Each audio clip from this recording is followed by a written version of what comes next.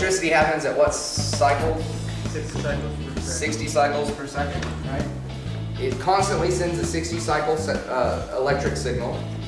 How many times that pulses, or how strong it is. So you get 60 cycles and it pulses 20,000 times a second. Then the equipment translates that into 20,000 hertz.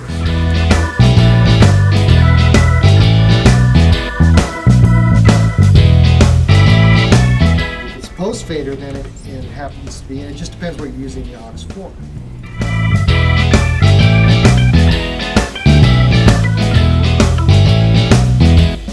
Is, and then how much you're taking it out or adding to that, and then you've got the mid. And this was one that I was saying it's got high, Mid, low mid, high mid, low mid, and they're both sweepable.